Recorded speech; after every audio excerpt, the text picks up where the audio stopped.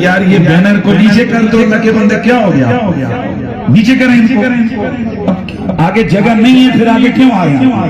نیچے کر دیں۔ مل کے ذرا پڑھ لیجیے، کانے جیت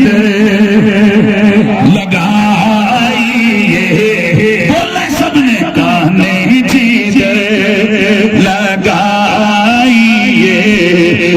تیری سیدانے ہے۔ ایک حوالہ ذرا سنیں گے، آپ کو مزہ آنے والا ہے۔ ہندو دھرم، اچھا یہ ساری چیزیں میں وہ بیان کر رہا ہوں جو لیٹسٹ آپ کے انٹرنیٹ پہ بھی یہ ساری چیزیں معلومات موجود ہیں۔ یعنی ایسا نہ ہونا جی مولویوں نے گلا کر کے، یہ بھی آپ سچ کر سکتے ہیں۔ دوستان گرامی، ہندو دھرم کی جو مذہبی کتابیں ہیں انہیں پرانے کہتے ہیں، پران۔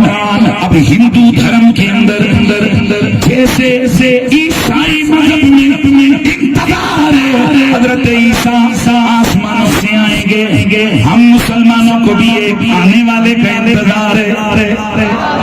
بھائی جا کے بیٹھنا ہے، ہم مسلمانوں کو بھی آنے والے کا انتظار ہے، اور یہودیوں کو بھی مسیحا کا انتظار ہے جسے ہم دجال کہتے ہیں، اور ہم مسلمانوں کو بھی ایک آنے والے کا انتظار ہے جسے امام مہدی کہتے ہیں۔ اور یاد رکھیے بخاری مسلم ترمذی ابن ماجہ تواتر کے ساتھ حدیثیں موجود ہیں، حضرت امام مہدی آئیں گے۔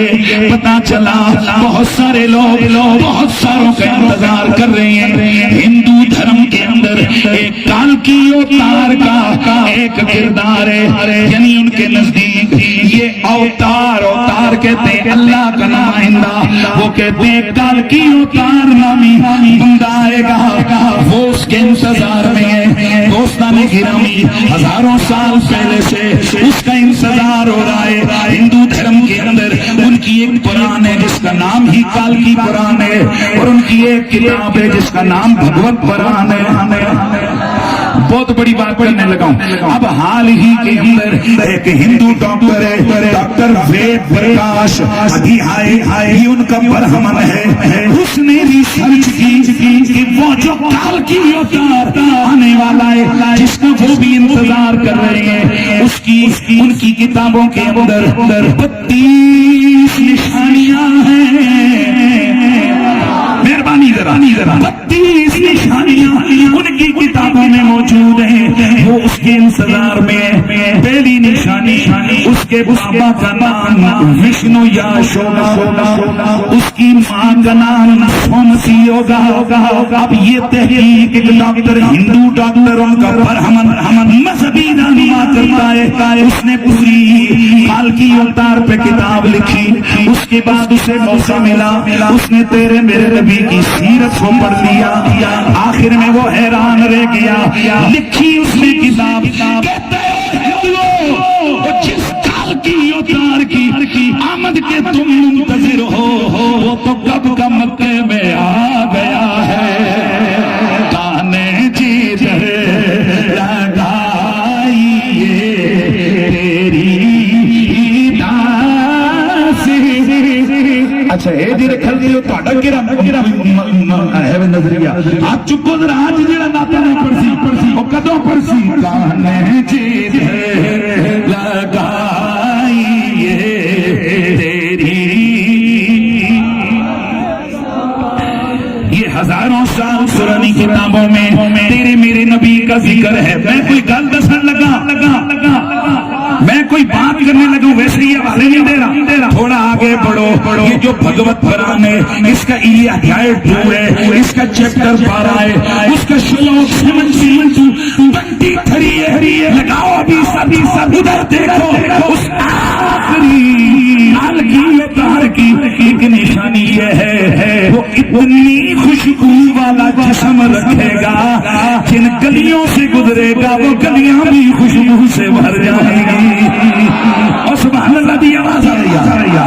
آؤ آؤ آؤ مسلمانوں، یہ تو ہندو ڈاکٹر نے لکھا کہ وہ جو کالکی اوتار جس کی نشانی یہ گئے، وہ راست باز ہوگا، یتیموں کی سرپرستی کرنے والا ہوگا، سچی بات کرنے والا ہوگا، حق پہ مٹنے والا ہوگا، بغاوت سے بغاوت کو کچلنے والا ہوگا۔ وہاں یہ نشانیاں لکھی ہیں، وہ کس کے اندر، وہ ڈاکٹر وید پرکاش کہتا ہے یہ محمد عربی کے اندر پائی جاتی ہے، لیکن سنیے سنیے ایک نشانی اور ہے، وہ لکھا ہے جو وہ لکھا ہے کہ اس کے باپ کا نام وشنو یش،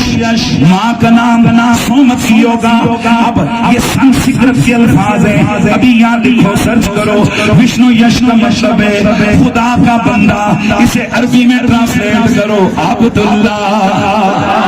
سومتی کا مطلب ہے امانت رکھنے والی، میرے نبی کی ماں کا نام آمنہ، ترجمہ کرو امانت دار۔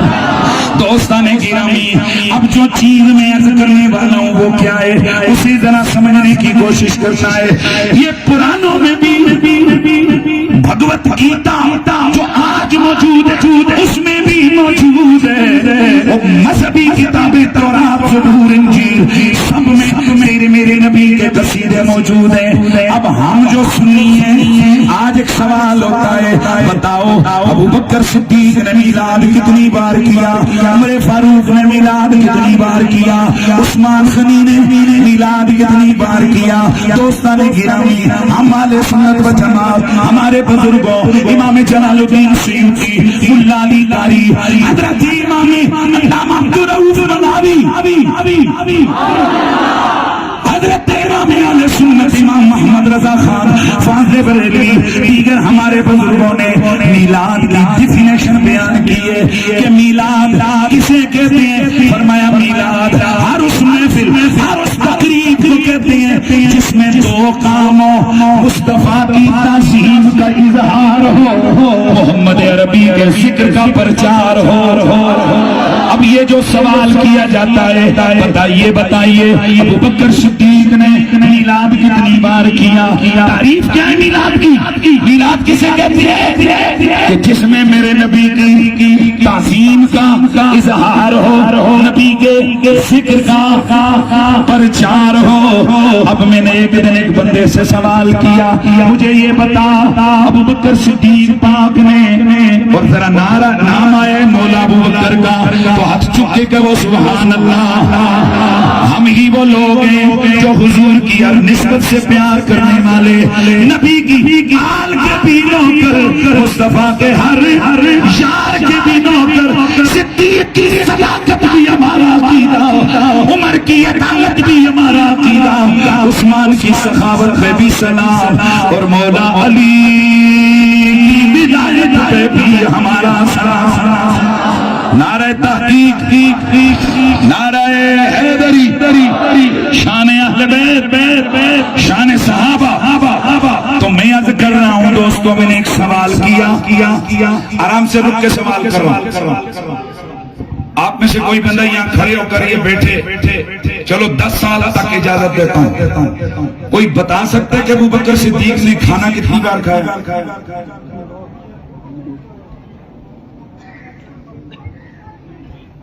یہ کیسے صحابہ کے نوکر ہو، یہ نہیں پتا کہ ابو بکر صدیق نے کھانا زندگی میں کتنی بار کھایا؟ آپ کے چہروں کے تاثرات مجھے یہ سمجھنے پہ میرے لیے کافی ہے کہ وہ سوال کر رہے ہیں مفتی صاحب کوئی سوال ہے؟ بندہ دیہڑی 2 بار 3 بار 4 بار کھانا کھاندے، اب کون اس تعداد کو یاد رکھے؟ لیکن میرے خیال میں آپ بھول گئے، آپ کے ہاتھوں میں کیلکولیٹر ہے۔ ابو بکر صدیق پاک کی زندگی 63 سال ہے، اس کو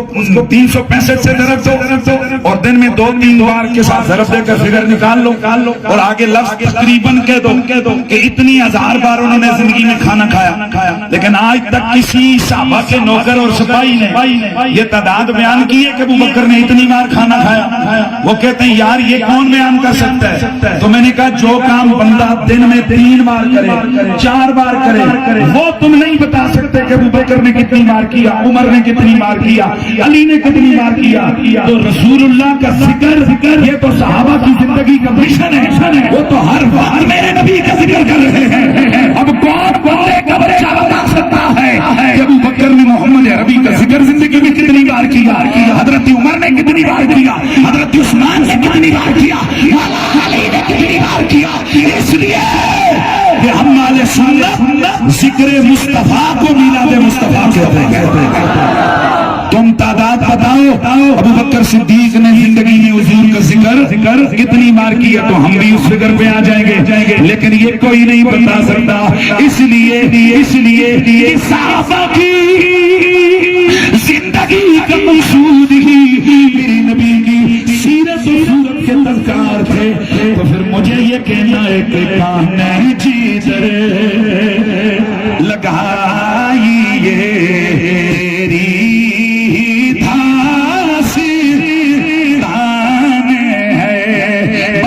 دوستو، یہ معاملہ صدیق اکبر پاک کا نہیں ہے، یہ اس سے بھی پیچھے کا ہے، اس لیے کہ جب ذکر رسول کا نام میلاد ہے تو 19,000 سال پہلے 19,000 سال پہلے 19,000 سال پہلے نبی رحمت للعالمین کے قصیدے ہو رہے ہیں 10,000 5,000 سال پہلے بھی، تو مجھے یہ کہنے دے ابھی تیری چاند بھی نہیں آئی تھی تب بھی میرے نبی کا میلاد جاری تھا۔ الحمدللہ یہ سلسلہ جناب آدم سے شروع ہوئے، ہر پیغمبر تیرے میرے نبی کے قصیدے پڑھتا رہا، کان جیدر لگائیے تیری ناصر تان ہے۔ حضرات آج کا یہ عظیم اجتماع پیر طریقہ رہبر شریعت صاحبزادہ والا شان حضرت گرامی المرتبہ قبلہ پیر سید شاہ محمد کمال کاظمی، آپ کی زیر قیادت اہل سنت کی جملہ تنظیمات، اہل سنت کے مقتدر علماء الحمدللہ ایبٹ آباد کی سرزمین پر ایک اسٹیج پہ بیٹھ کے یہ کہہ رہے ہیں ہم ہی وہ لوگ ہیں جو حضور کی محبت میں کل بھی اکٹھے تھے اور آج بھی اکٹھے ہیں۔ ہاتھ اٹھا کے کہہ دیجیے الحمدللہ، اور انشاءاللہ ہم سپاہی ہیں حضرت قبلہ پیر صاحب کے، آپ کی زیر قیادت جب بھی حضور کے ذکر کے لیے کوئی تحریک چلے گی، حضور کی ناموس کے لیے آواز اٹھے گی، رسول اللہ کے ذکر کے لیے جب کوئی قدم اٹھے گا، انشاءاللہ جہاں حضرت کا پسینہ گرے گا، ہمارا خون گرے گا۔ میں دل کی گہرائی سے جملہ علماء اہل سنت کو دل کی گہرائی سے ہدیہ تبلیغ اور ہدیہ تحریک کو بھی پیش کرتا ہوں۔ ایک پیغام دے کر اپنی گفتگو ختم کرتا ہوں، چونکہ میں نے تفصیلی خطاب انشاءاللہ اس میں معمول ہمارا رات کو یہاں پہ ہوگا میرا، تو میں بھی 1-2 منٹ میں اپنی بات کو ختم کرتا ہوں۔ دوستان گرامی، ہم مسلمان ہیں،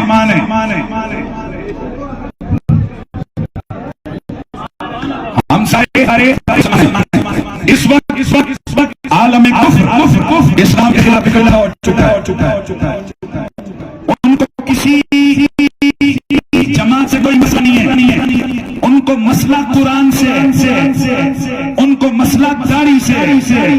ان کو مسئلہ مسجد سے ہے، ان کو مسئلہ دینی مدرسے سے، اور آج کے سیاسی اجتماع میں ہماری تو سے یہ اعلان اور پیغام ہے، آؤ اگر اسلام دشمنی کے اکٹھا ہو گیا تو ہم اسلام کی سربلندی کے لیے اکٹھے ہو جائیں انشاءاللہ۔ آپ دیکھیں گے کچھ وقتوں سے قطع نظر کے کون کس جماعت سے کس مدرسے سے تعلق رکھتا ہے، عالم کفر بالخصوص فرنٹ لائن پر یہودی ہیں،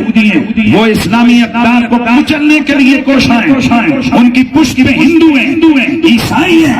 یہ مل کر اسلامی اقدار پر قدغن لگا رہے ہیں۔ آج آئے روز مدارس دینیہ کے خلاف آپ لوگ پروپیگنڈے دیکھتے ہو، اور اس کے اندر دجال کی آنکھ بن کر ہمارا 2 نمبر میڈیا سب کو نہیں کہتا، لیکن اکثریتی چینل قوم کا کردار ادا کر رہے گمراہیوں کی، اس سے معاملے میں ان کے فرنٹ لائن کا، لہذا ہم نے اب سوچنا یہ ہمیں کل بھی لڑانا چاہ رہے تھے، اب بھی یہ لڑانا چاہ رہے ہیں، لڑا رہے ہیں، بھائی کو کو بھائی سے لڑائیں گے، ایک مسجد والے کو دوسری مسجد والے سے لڑائیں گے، ایک جماعت کے اندر کے لوگوں کو لڑائیں گے، ایک علاقے والوں کو دوسرے علاقے والوں سے لڑائیں گے، چھوٹی چھوٹی باتوں پہ لڑائیں گے۔ تیرا چنڈا بڑا کیوں ہے، میرا چنڈا چھوٹا کیوں ہے، تو ہیں لیکن تو میں بیچ میں یہ ان کی پوری قوتیں کار فرما ہے۔ لیکن آج کے میلاد کے پروگرام میں ہم نے یہ عہد کرنا ہے، ہم لڑیں گے تو محمد کے گستاخوں سے لڑیں گے، ہماری جنگ ہے تو دین کے دشمنوں کے خلاف ہے، ہماری جنگ ہے تو امن کے دشمنوں کے خلاف ہے۔ ہم کل بھی پاکستان زندہ باد کہنے والے تھے، ہم آج بھی پاکستان زندہ باد کہنے والے ہیں، ہم کل بھی دفاع وطن کے حوالے سے افواج پاکستان کی بارش میں کھڑے، ہم آج بھی دفاع وطن کے لیے افواج پاکستان کی پشت پہ کھڑے ہو کر کہتے ہیں دفاع وطن کے لیے پاک فوج قدم بڑھاؤ، بولیے پاک فوج قدم بڑھاؤ، امن کے لیے ہم کل بھی ملکی اداروں کے ساتھ تھے، ہم آج بھی ملکی اداروں کے ساتھ ہیں، اور ہمیں اس بات کا بھی احساس ہے کہ ہمارے ملکی ادارے